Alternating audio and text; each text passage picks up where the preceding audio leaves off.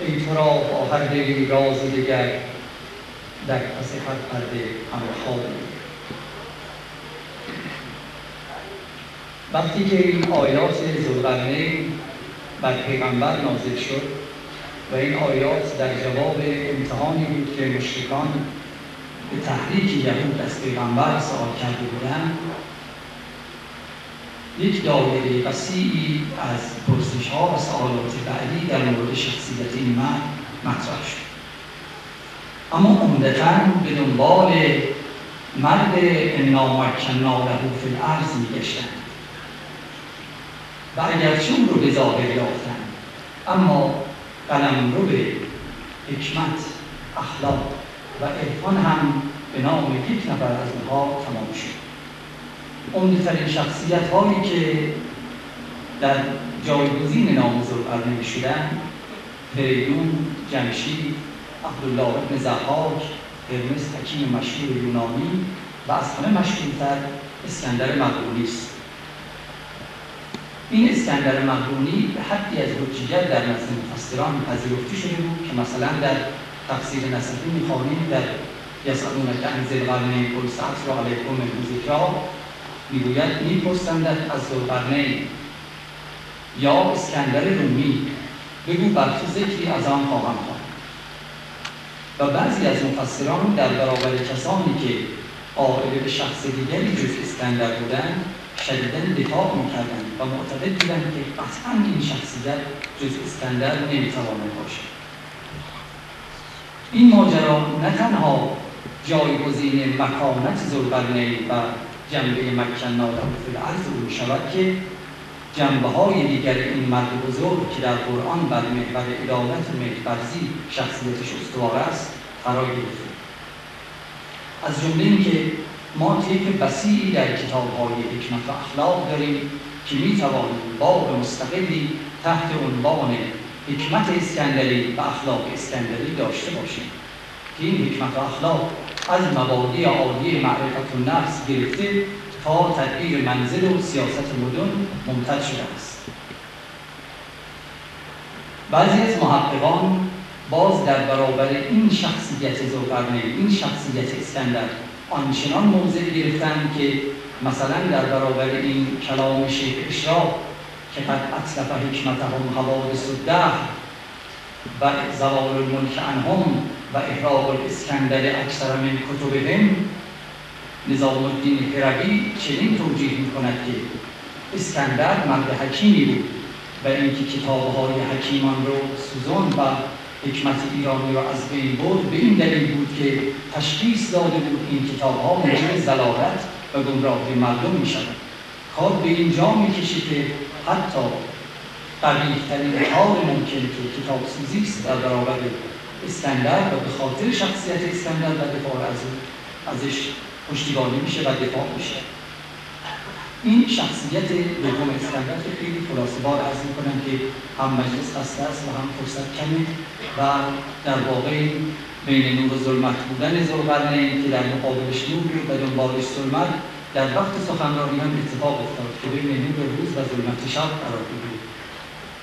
سومین شخصیت ذوالقرنین شخصیت عرفانی است که از قضا اسکندر جای این شخصیت و فضای خالی این هویت عرفانی رو هم پر کرد. یعنی شما در کتاب‌های عرفانی ملاحظه فرمودید مقارنت نام ذوالقرنین، نام اسکندر و خضر و ظلمات و حتی عزیزالدین نسفی در کتاب الانسان الکامل وقتی که اون توضیحات عالی رو درباره ظلمت و خضر تطبیق میکنه با موارد وجودی انسان و نشأات وجودی انسانیه، در آخر اون فصل میگوید که اسکندر باید که از این ظلمات بگذرد. یعنی اون هم به قطع اعتقاد به وجود فردی به نام اسکندر دارد. خب این فضای وسیعی که در فرهنگ ما موجود است مولود چه عواملی است؟ خود بحث مفصلی است، اما سه احتمال رو میشود در اینجا قوی‌تر دانست. اولا اینکه به قول ژورژ پرو محقق معروف فرانسوی، یونان قبل از اسکندر برای ایرانیان چندان جاذبه‌ای نداشت و ظهور اسکندر به عنوان یک شوک بزرگ تاریخی بود که سبب شد ایرانیان به یونان بیشتر توجه کنند، زیرا قبل از اون بیشتر ایران قبله یونان بود. مسئله دوم احتمالی است که بعضی از محققان دادند به اینکه اولین کسی یا از اولین کسانی که اسکندر رو جایگزین ذوالقرنین کردند ابن سیناست و خب اشتباه بزرگانم به بزرگی خودشون است و طبعا پذیرش مردی مثل ابن سینا خیلی راحت میتونه دیگران رو هم به این وادی بکشند. احتمال سومی که میشود داد این که ما در تاریخ حکمت شخصیت دیگری به نام اسکندر افرودیسی داریم. این اسکندر افرودیسی اتفاقاً از شاگردان ارسطوست و از شارحان مکتب است که در الفهرست ابن ندیم و همچنین در تاریخ الحکما از او ذکر مفصلی نسبتاً به میان آمده و حتی ابن ندیم تأیید می‌کند که اسکندر افرودیسی بعضی از آثار خودش رو به روش ارسطو نگاشته است. پس طبیعی است که نام اسکندر افرودیسی در فرهنگ ما و در حکمت و عرفان ما به طور خیلی مختصر و ملخص همون اسکندر ذکر شده باشید. اتفاقا نمونه این کار ما در رسائل حکیم قائنی می‌بینیم. حکیم قائنی مرد مدققی است، فرق بین اسکندر مقدونی و افرودیسی رو خوب می‌داند، اما همین مرد هم در آثار خودش باز می‌بینیم که بعضی از قسمت‌های کلام نام افرودیسی رو از دنبال اسم اسکندر می‌اندازه و به اسم اسکندر اکتفا می‌کنه. خب همین باز کافی است که به پای اسکندر مقدونی تمام بشود.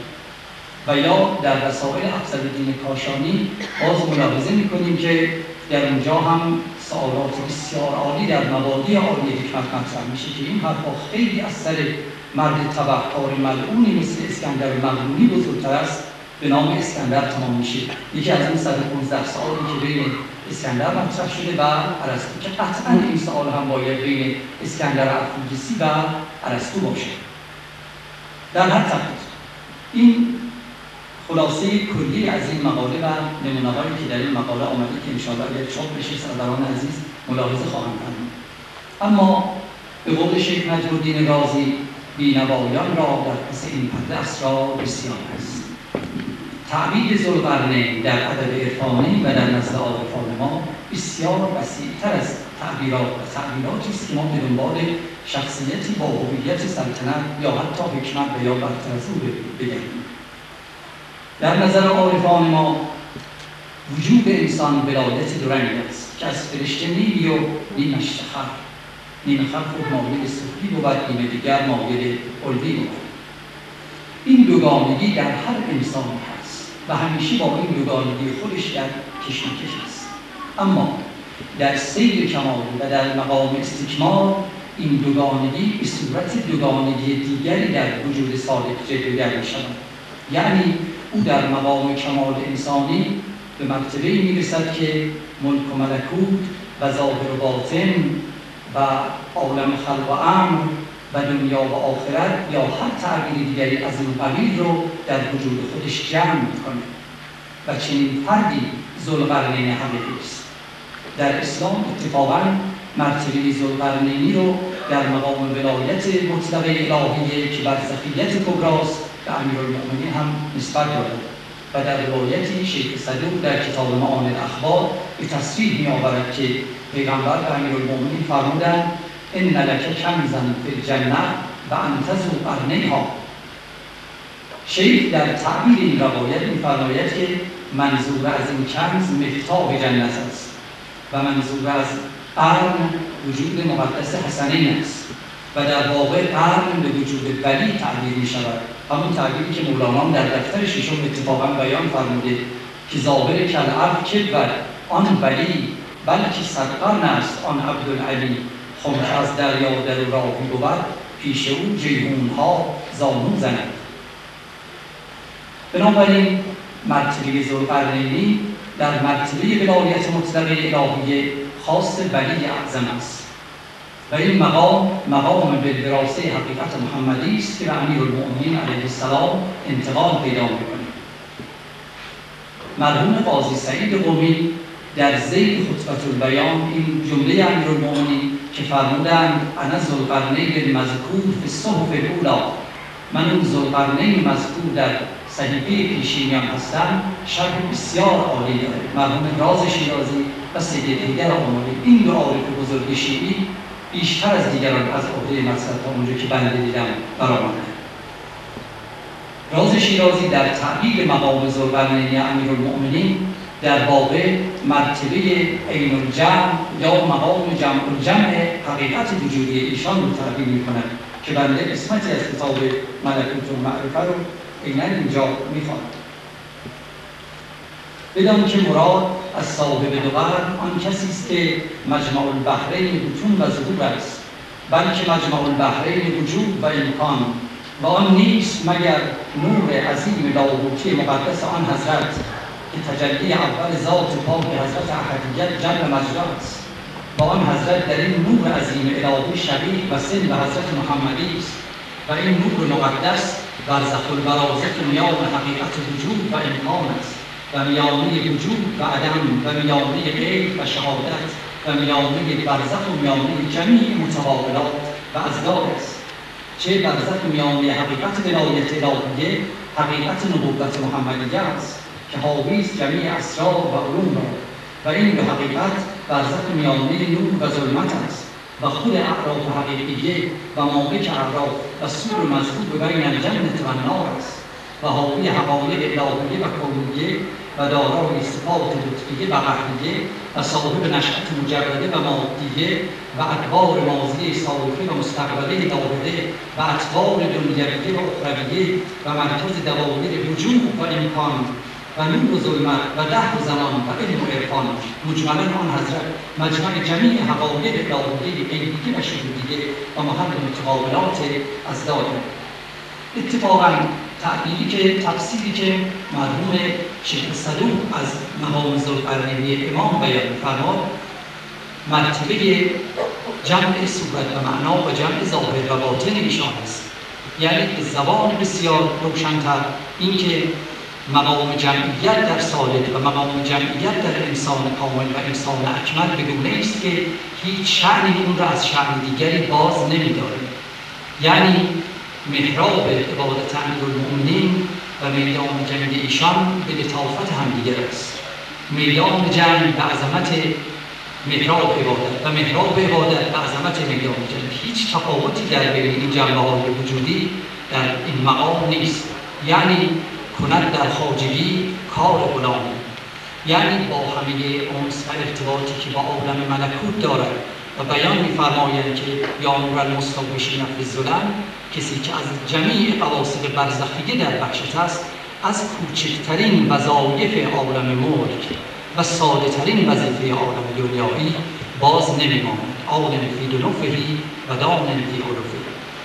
چون مجلس خسته است، ابیات مجلس سخنرانی رو و ابیاتی از مرحوم راز شیرازی در تفسیر ذوالقرنین به اتمام می‌رسانیم که انشاءالله سروران عزیز رو حوالت بدیم به اصل مقام.